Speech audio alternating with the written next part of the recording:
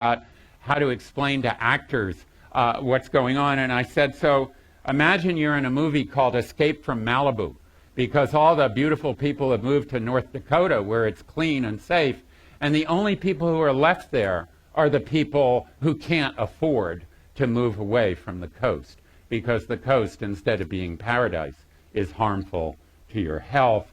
And then this is amazing. It was when I was on holiday last early autumn in France. This is from the coast of Brittany, which is being enveloped in this green algal slime. The reason that it attracted so much attention, besides the fact that it's disgusting, is that seabirds flying over it are asphyxiated by the smell and die, and a farmer died of it. And you can imagine the scandal that happened. And so there's this war between the farmers and the fishermen about it all, and the net result is that the beaches of Brittany have to be bulldozed of this stuff on a regular basis. And then, of course, there's climate change, and we all know about climate change, and I guess the iconic figure of it is the melting of the ice in the Arctic Sea. Think about the thousands and thousands of people who died trying to find the Northwest Passage. Well, the Northwest Passage is already there. I think it's sort of funny. It's on the Siberian coast. Maybe the Russians will charge tolls. The governments of the world are taking this really seriously. The military of the Arctic nations is taking it really seriously. For all the denial of climate change by government leaders, the CIA and the navies of Norway and the US and Canada or whatever are busily thinking about how they will secure their territory in this inevitability from their point of view.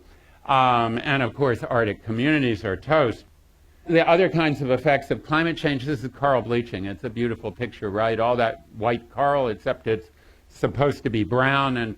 And what happens is that the corals are a symbiosis, and they have these little algal cells that live inside them, and the algae give the coral sugar, and the corals give the algae nutrients and protection. But when it gets too hot, the algae can't make the sugar. The corals say, you cheated, you didn't pay your rent. They kick them out, and then they die.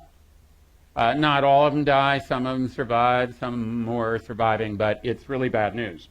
To try and give you a sense of this, imagine you go camping in July somewhere in Europe or North America.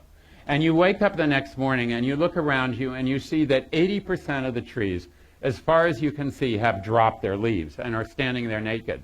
And you come home and you discover that 80% of all the trees in North America and in Europe have dropped their leaves. And then you read in the paper a few weeks later, oh, by the way, a quarter of those died.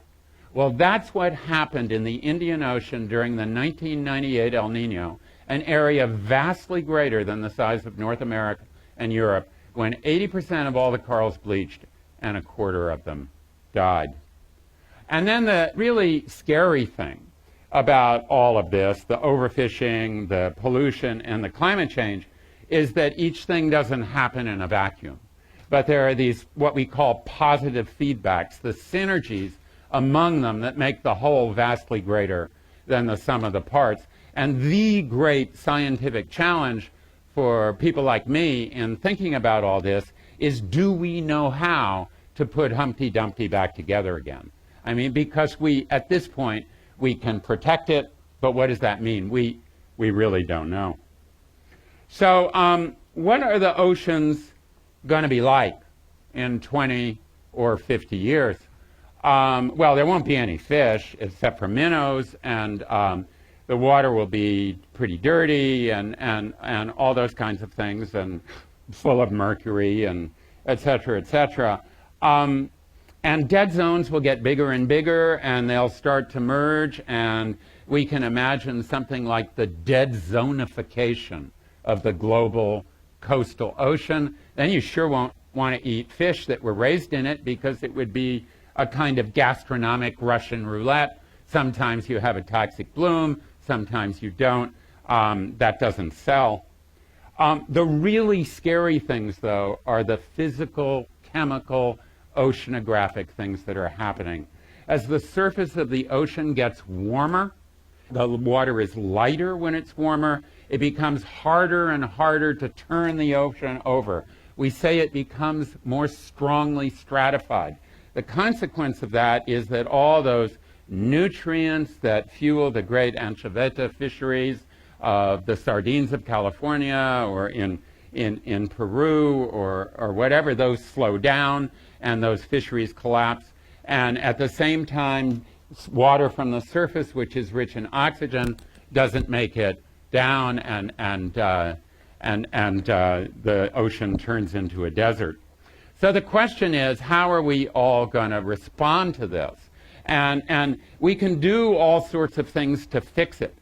But in the final analysis, the really thing we really need to fix is ourselves. It's not about the fish. It's not about the pollution. It's not about the climate change. It's about us and our greed and our need for growth and our inability to imagine a world which is different from the selfish world we live in today. So the question is, will we respond to this or not? I would say that the future of life and the dignity of human beings depends on our doing that. Thank you.